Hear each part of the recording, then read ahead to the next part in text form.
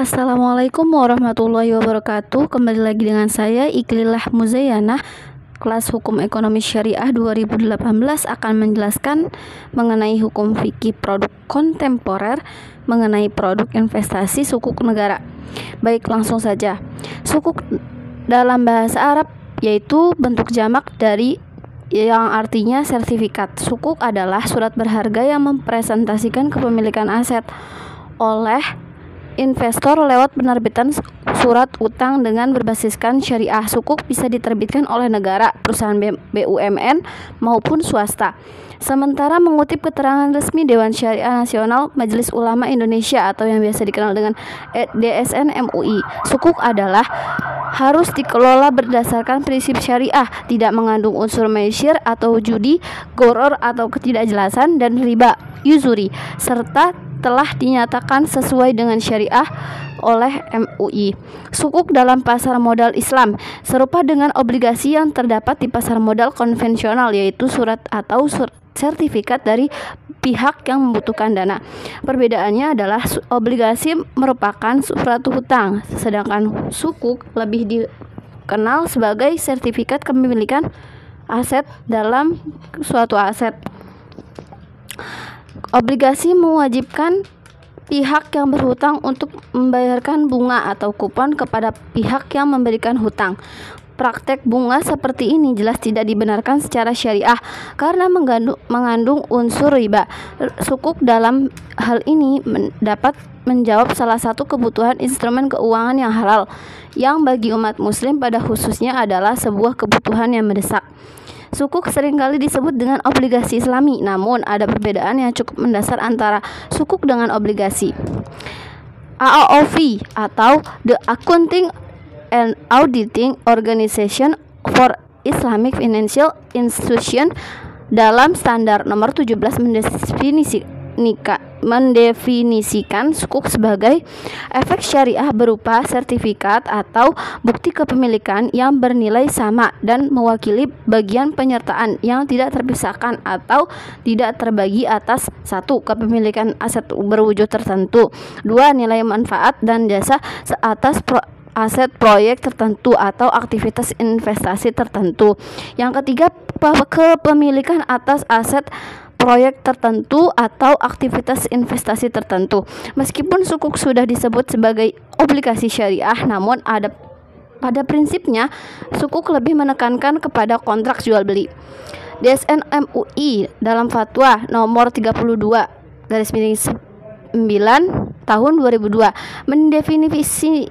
mendefinisikan obligasi syariah atau sukuk sebagai berikut: suatu surat berharga jangka panjang berdasarkan syariah yang dikeluarkan oleh emiten kepada pemegang obligasi syariah yang mewajibkan emiten untuk membayar pendapatan kepada pemegang obligasi berupa bagi hasil atau margin fee serta membayar kembali dana obligasi setelah jatuh tempo.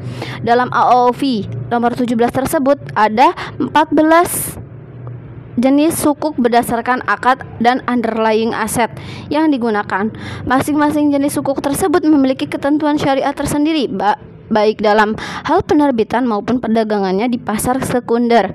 Dalam praktiknya di industri keuangan syariah, ke-14 jenis sukuk tersebut digolongkan ke dalam 3 kelompok, yaitu yang pertama, sukuk berbasis akad ijaroh atau ijaroh based sukuk yang terdiri dari 5 jenis sukuk, dan kemudian jenis sukuk berbasis akad jual beli sale based sukuk yang terdiri dari 3 jenis sukuk.